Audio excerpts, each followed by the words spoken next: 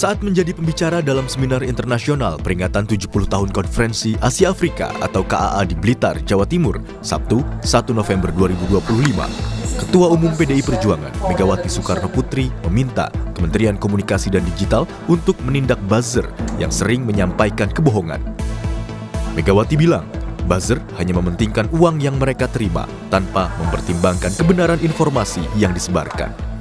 Siapa suruh sebagai alat komunikasi sekarang banyak kebohongannya? Saya udah minta sama Kominfo, betulkan itu. Kurang apa saya? Betul-betul pakai basar itu sopo. Bisanya hanya terima duit aja. Itu betul apa enggak? Betul. Nah, kan cuma takut, cuma Sidi yang bilang betul. Betul.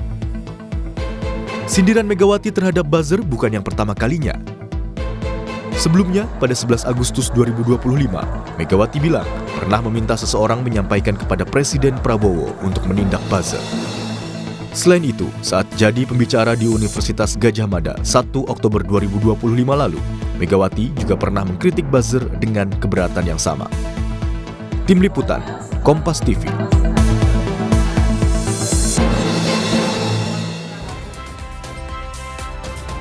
Ketua Umum PDI Perjuangan Megawati Soekarno Putri sudah beberapa kali menyindir buzzer dan meminta buzzer ditindak.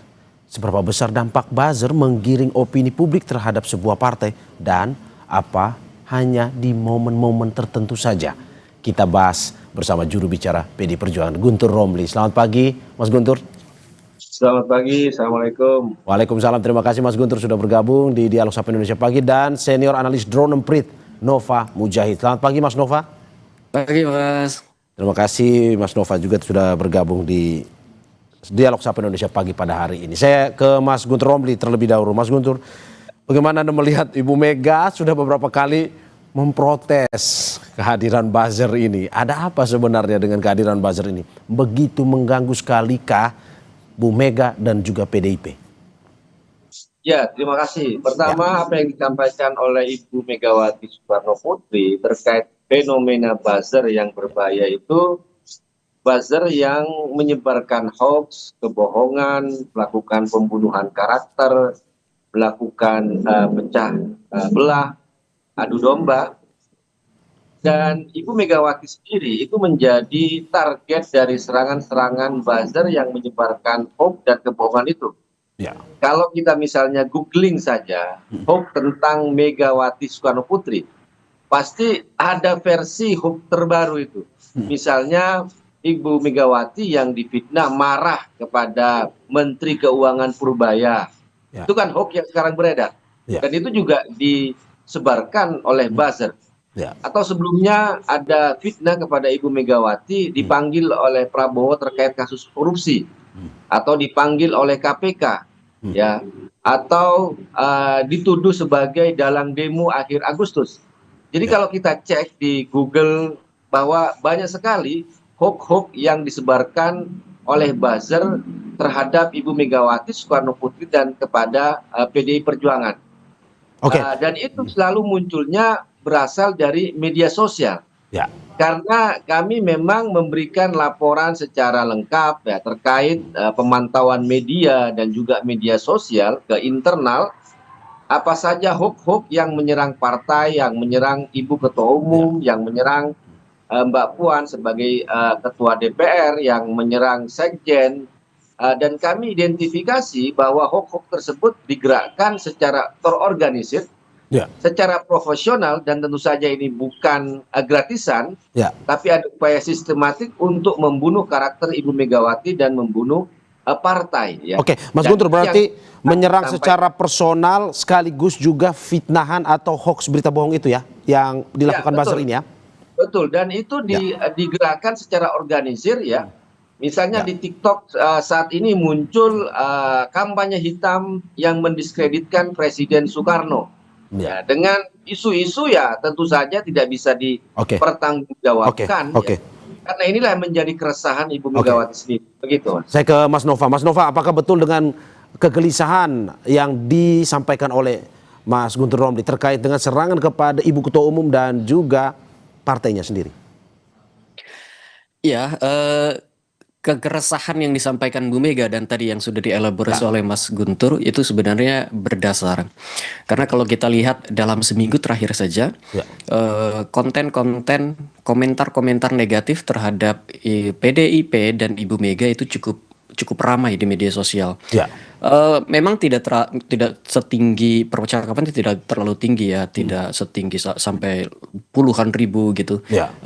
Catatan kami ada lebih dari 3.900 dalam seminggu itu untuk untuk PDIP dan Bu Mega saja sudah cukup tinggi. Tetapi yang menarik menurut kami adalah interaksinya yang cukup tinggi. Dari 3.000-an itu interaksinya mencapai lebih dari 14 juta.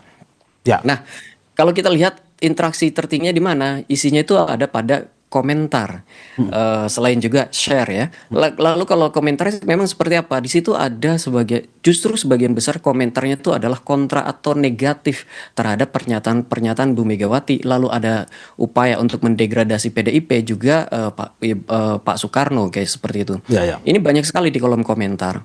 Nah, kalau kita lihat telisik lebih jauh lagi, siapa sih yang terlibat dalam percakapan bernada negatif ini kepada PDIP dan Megawati? Memang mereka kebanyakan memiliki karakter yang khas ya. Misalnya followernya tidak terlalu tinggi. Lalu kalau kita lihat variasi akunnya juga sangat beragam. Artinya beragam itu satu hari mereka berbicara tentang jualan produk A, satu hari mereka bicara tentang kecantikan, dan pada hari berikutnya mereka berbicara tentang Megawati. Oke, Mas Nova, sorry, saya potong. Apakah Anda mau bilang bahwa sebenarnya ini bersifat robot atau organik, ada manusia yang menggerakkan itu? Meskipun bot itu harus tetap ada manusia yang menggerakkan, Mas. Ya. Ya, jadi tidak sepenuhnya, memang tidak semua akun yang digerakkan atau tidak semua akun yang berbicara negatif terhadap Ibu Megawati dan PDIP, tidak semuanya adalah akun-akun bot. Tetapi akun-akun yang kecenderungannya ini memiliki akun-akun yang yang punya kecenderungan untuk diberikan perintah seperti itu. Oke, isi serangannya apa, Mas, ke Bu Mega? Oh, macam-macam. Saya kira kalau narasi tadi Mas Guntur sudah banyak sampaikan. Ya. Saya ingin bicara tentang polanya atau narasi sedikit saja ya. Misalkan ada 3 yang paling banyak dibicarakan. Misalkan tentang Sipa dan Legitan, itu sudah tentu tuh. Lalu juga tentang narasi keterkaitan PDIP atau Ibu Megawati dengan judi online. Itu yang kedua. Lalu yang ketiga yang juga ramai adalah tentang Ibu Megawati dan PDIP yang mengkritisi bagaimana Ibu Megawati dan PDIP menjalankan pemerintahan ketika Ibu Megawati masih jadi presiden, atau yang dianggap tidak demokratis di partai gitu ya. Tapi yang menarik menurut saya adalah narasi dan polanya. Narasinya berulang. Semisal narasi A disampaikan di kanal A, dan ini kemudian narasi yang sama disampaikan di kanal B, di kanal C, dan seterusnya. Jadi tidak ada narasi yang cukup kaya ya. Narasinya itu aja, tidak ada yang baru kayak gitu. Oke, Anda mau bilang bahwa narasinya tidak baru, yang penting ramai saja di media sosial ini ya? Kira-kira begitu, Mas. Oke, saya ke Mas Guntur Romli. Mas Gun, Ibu Mega sempat mengatakan bahwa buzzer ini biasanya terima duit saja. Apakah kita bisa mengartikan bahwa ada yang mengorkestrasi buzzer tersebut?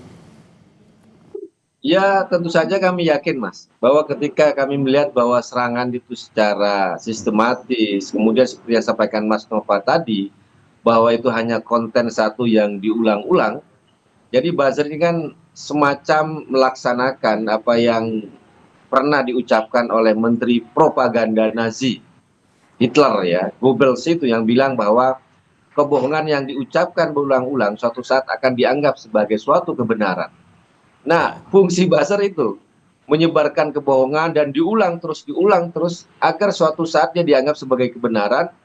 Dia benar-benar usaha untuk mendoktrin ya masyarakat. Padahal hanya satu isu.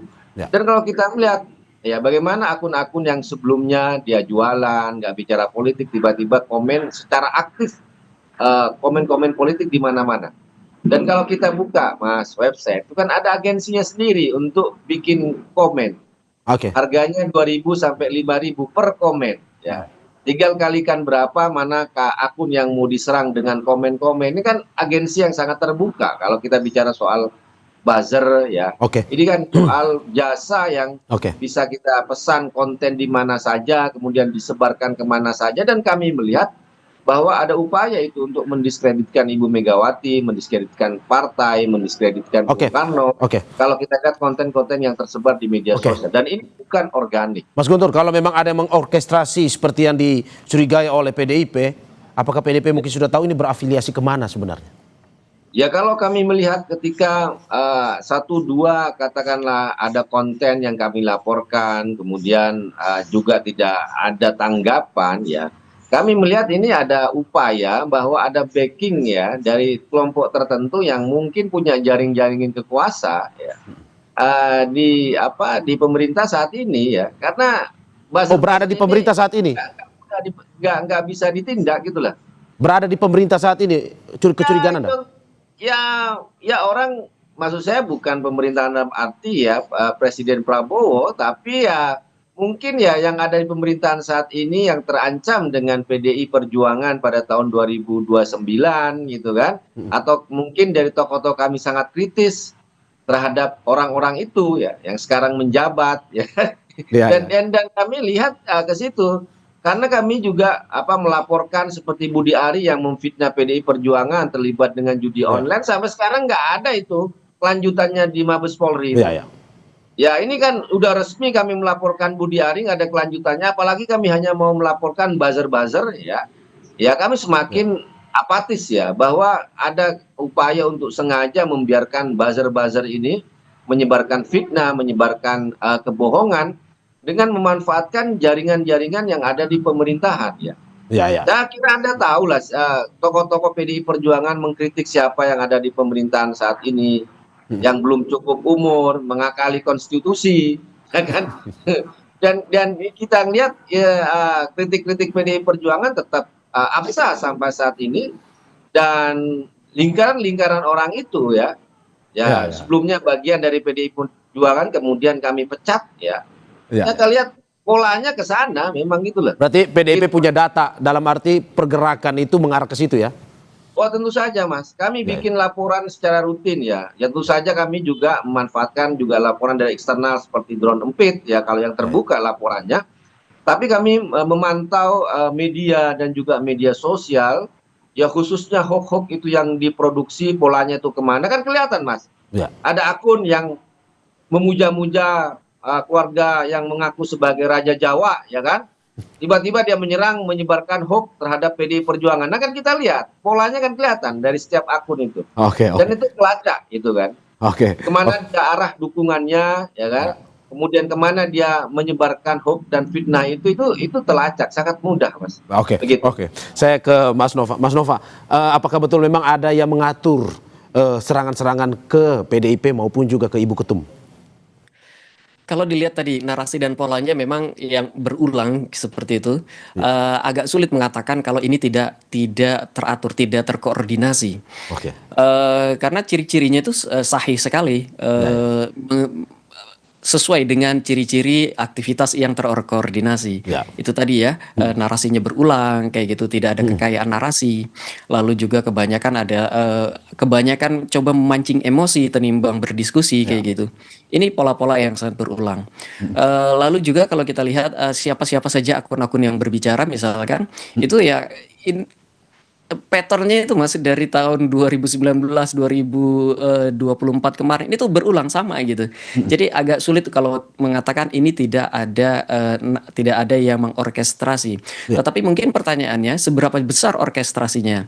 Nah kalau ini yang dibicarakan, kalau itu yang ditanyakan misalkan akan sangat sulit ya untuk mengatakan berapa persen atau berapa banyak yang terlibat dalam orkestrasi, karena ada juga akun-akun yang kita lihat memang adalah akun-akun biasa, akun-akun organik yang terlibat dalam percakapan ini.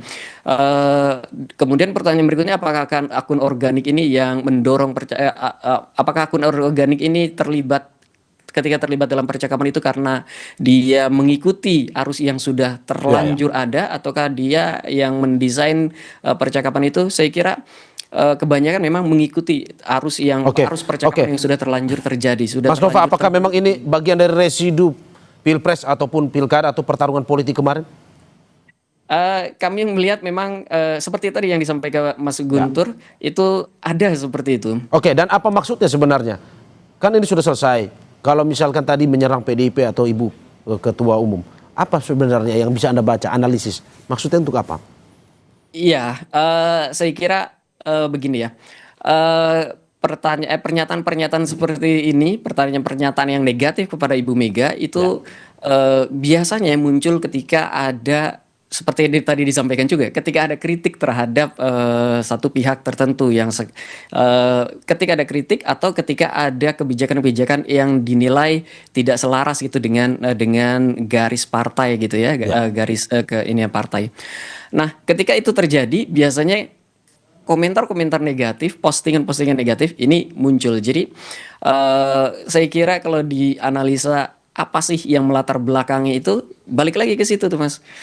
Apa yang dilakukan oleh PDIP, apa yang dilakukan oleh Megawati, direspon dengan cara-cara yang seperti itu, dengan cara-cara ada misinformasi, ada disinformasi, ada framing negatif dan sebagainya.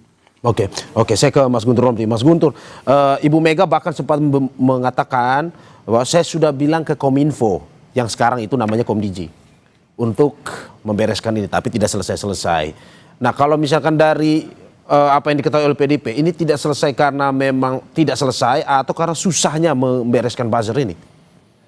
Ya, kalau kami kan memang ada kesengajaan untuk dipelihara, Mas, buzzer itu ya.